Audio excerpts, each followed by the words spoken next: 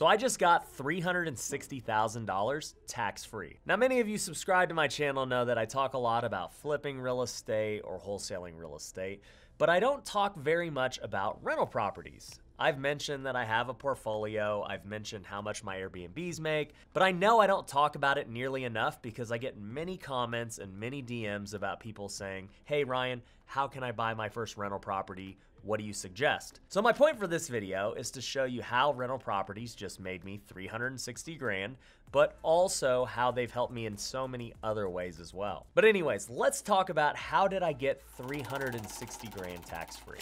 Well, over the last few years, I've been building up my portfolio, and one of the places that I buy rental properties is in Big Bear, California. Now in Big Bear, if you've seen some of my other videos, I make really good cash flow on Airbnb. But one of the other benefits is it's gone up tremendously in value since I've been buying over the years. And on top of that, I got great deals to begin with, so I already had built-in equity. Now recently, I decided that since property values have gone up so much and because interest rates are so low, it's the perfect time to do a cash out refinance. And that's exactly what I did. In the span of 7 properties, which equal 8 units in total, I was able to cash out refinance and pull out $360,000. Now this is significant for many reasons. Number one, anytime you do a cash out refi, you don't pay tax on it. It's a non-taxable event. You're not selling the house, there's no capital gains, you are getting that money tax-free. So that reason alone was probably good enough to do the deal, but there are a ton of other benefits as well. Another cool thing would be that even though my loan amount is now higher because I did a cash out refi, because the interest rate is so much lower, the payment is about the same. So even though I took out all this extra money, my payment isn't really changing, and therefore my cash flow is gonna remain the same. And in fact, that's actually not even true because my cash flow continues to go up every single year. The Airbnb market in Big Bear has been exploding. What I was getting in rent 3 years ago is drastically different than what I'm getting today currently. And in fact, during the pandemic, people started renting Big Bear cabins like crazy. In December alone, on these 8 units, we did over $100,000 in gross revenue. So it's been a really good investment for me. But I want to give you some context to the investment so that you understand how valuable rental properties really are. So I bought my first Big Bear rental back in 2017. After that, I've continued to buy them every year since, and that's how I've grown my portfolio. I currently have 2 more units under construction. Once they're done, I'll have 10 total. But the best part is, it's only been about 3.5 years since I started buying there, but the amount of equity I've gained in such a short amount of time is insane. Let me show you the numbers. So I'll run through this real quick, but here's a list of the 7 properties we're talking about and what I purchased them for. So you can see my very first property, I paid $200,000 for it. I had no intention of building this big portfolio. I just wanted it as a second home. It was a cool house. Really proud of it. The weird thing is I probably haven't even been there in 2 years. But nonetheless, it's turned into a great investment even though that wasn't the initial reason for buying it. But I ended up buying the second one thereafter for $230,000, and that one actually has a main house and a guest house. Then I bought another smaller one for $159,000. And the funny story about that one was I wanted to flip it. It was a tri-level home. I was like, man, I don't know if people are gonna wanna stay in this. It's a lot of stairs. And I got a really good deal on it. As I said, I bought it for $159,000. We put probably 35 grand into it, and I wanted to sell it for $290,000. Well, after a couple of months, it wasn't getting offers that I really liked, and I'm very lucky it didn't because keeping it has proved to be the far wiser decision. It's made a ton in cash flow, and now it's worth way more today. But the next one I bought was for $225,000. It's a beautiful home right by the ski slopes.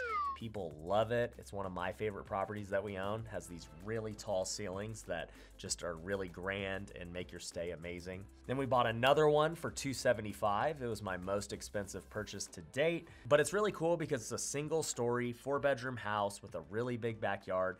It's my personal favorite one to stay at right now. Then I bought this weird one for $212,000 that is a Quonset hut. Once again, I wasn't really sure how it was gonna do because it's kind of weird and quirky, but it's turned out to be great in cash flow and it's worth way more today. And then the last one I bought's actually in a different city than Big Bear called Fawnskin. It's on the outskirts, so once again, I wasn't sure how it was gonna play out, but I got it so cheap for $75,000 that I figured there's no way I can lose. It's worth taking a gamble on. So when you combine all of those purchase prices up over the last 3.5 years, I have bought $376,000 worth of real estate that I've kept in Big Bear.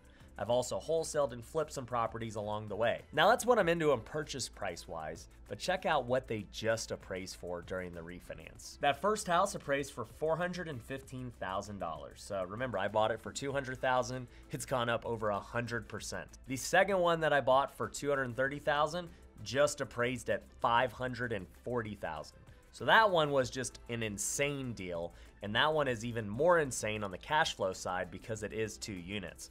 That one's the best deal by far. That third one that I paid $159,000 for and I wanted to sell it for $290,000, well, good thing I didn't sell it because it appraised at $405,000. The next one we bought at $225,000 right next to the slopes ended up appraising at $455,000. Next one up, the one I bought for $275,000, that's our personal favorite to stay in, recently appraised at $525,000. The weird quirky Quonset hut, even though I bought it for $212,000 less than 2 years ago, ended up appraising at $345,000. And then the small tiny house that we paid $75,000 for appraised at $240,000. So when you add all those up, those properties are worth $2,925,000 right now. That's over $1.5 million of difference in less than 3.5 years. Now granted, they weren't just as is. I had to put renovation into all of these properties. I don't have the numbers off the top of my head, but I would guess about $350,000 of that was renovation.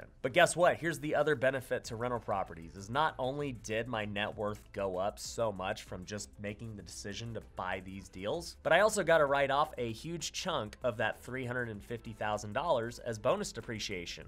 So when you look at it from what rental properties have done for me, I've not only gotten the cash flow that Airbnb has afforded me, as I said before, in December alone, these properties made over $100,000, but I also got all the bonus depreciation from those renovation costs. I got my normal depreciation that I would have got anyway, and I got all of this appreciation upside, which is well over $1 million. And it goes to show that you can become a millionaire really quickly just by buying a few deals. This is 7 houses that I've bought in the last 3.5 years, and they've made me a millionaire just on these properties alone. So that's what happened for me on these houses. I was able to find really good deals because that's what I've been training to do for my flips. I just decided to keep them instead. But I was also able to get the financing for them because I had raised enough money, because I had found good enough deals and people were willing to trust me. And then I had also developed my skills as a project manager, somebody who could manage projects and hire contractors and get the rehabs done. And that's what I really want to train my students to master, is just getting good at all 3 of those things. Because if you are, you can do whatever you want in real estate. It doesn't matter. And so with all that being said, definitely go check out our coaching programs. I'll link to those below.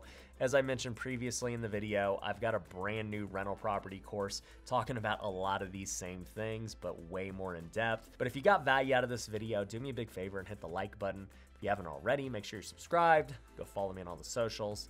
Until next time, peace.